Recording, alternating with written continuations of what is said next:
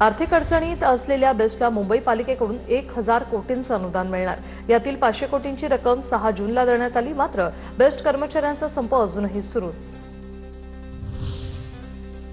मुंबईला पाणीपुरवठा करणाऱ्या 7ही जलाशयात केवळ 9.67% पाणीसाठा शिल्लक। पाणी कपाती जुलैच्या पहिल्या आठवड्यापासून दुपटीने वाढ होण्याची चिन्ह आहे। 20 ते 25% पाणी कपात लागू करण्याचे पालिकेचे संकेत। ठाण्याच्या गावदेवी भाजी मार्केटला लागलेल्या आगीत मरण पावलेला काळ गाडेकर आणि अग्निशमन अधिकारी सागर शिंदे यांना शहीद दर्जा देण्याच्या प्रस्तावावर महासभेत मंजुरी। जवानांच्या कुटुंबातील एकाला नोकरी तसंच मुलांच्या शिक्षणाची जबाबदारी महापालिका घेणार। उल्हासनगर महापालिकेच्या शाळा डिजिटल। यंदाच्या शैक्षणिक वर्षात महापालिकेच्या 20 शाळा डिजिटल, यातील मराठी माध्यमाच्या 8 शाळांतील तब्बल 40 वर्गखोल्या डिजिटल करण्यात आल्या।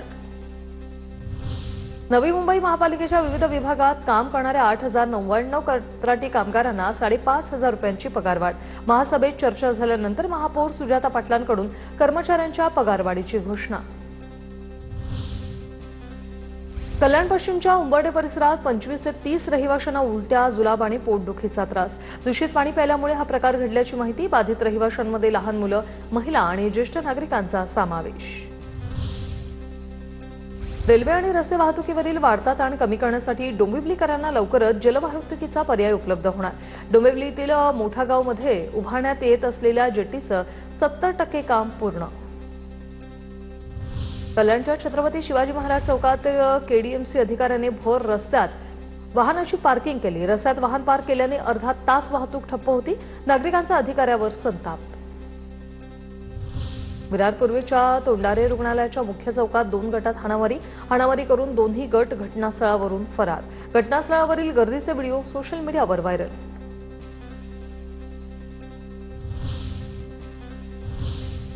आता पाहूया पुण्यातल्या टॉप 9 बातम्या।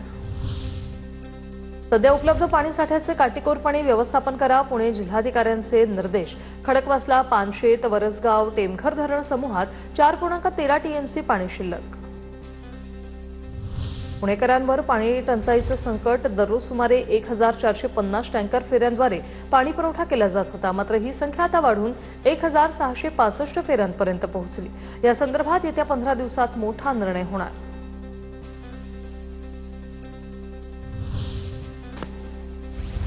पिंपरी चिंचवडमध्ये आजपासून 15% पाणी कपात लागू करण्याचा निर्णय। पवना धरणातील अत्यल्प पाणीसाठा लक्षात घेता पालिकेकडून निर्णय। पाण्याचा वापर काटकसरीने करण्याचे पालिकेकडून आवाहन। पुण्यातील भोरच्या जलशुद्धीकरण केंद्राची दुरावस्था। जलशुद्धीकरण केंद्राच्या दुरावस्थेमुळे शहरवासियांच्या आरोग्याचा प्रश्न ऐरणीवर। केंद्राच्या परिसरात अस्वच्छतेचं साम्राज्य। नगरपालिका लक्ष देत नसल्याचा नागरिकांचा आरोप। पुरंदर विमानतळ प्रकल्पग्रस्तांच्या तक्रारी आता जागेवरच निकाली निघणार। विमानतळ प्रकल्पग्रस्तांसाठी सोमवारी विशेष शिबिराचं आयोजन। सासवड प्रांत कार्यालयात जिल्हाधिकारी जितेंद्र डोडी स्वतः घेणार सुनावणी। 3 अनोळखी व्यक्तींना घरात घुसून एकाला मारहाण। चाकूचा धाक दाखवत 41,000चा ऐवज चोरून आरोपी फरार। पुण्याच्या भोर तालुक्यातील सारोळा येथे घडली घटना। आरोपींना राजगड पोलिसांनी 24 तासात बेड्या ठोकल्या। पुणे सातारा महामार्गावरील खेड शिवापूर वेळू परिसरात मुख्य महामार्गावर गाड्या लावून तळीरामांची मद्य खरेदी। अपघात टाळण्यासाठी तातडीच्या कारवाईची नागरिकांची मागणी। पुण्याच्या किकवी गावात 4चाकी वाहनाला वाचवण्याच्या प्रयत्नात भरधाव टेम्पो दुभाजकाला धडकला। सुदैवानं अपघातात कोणतीही जीवितहानी नाही। टेम्पो दुभाजकावर आदळून जागीच थांबल्याने मोठी दुर्घटना टळली।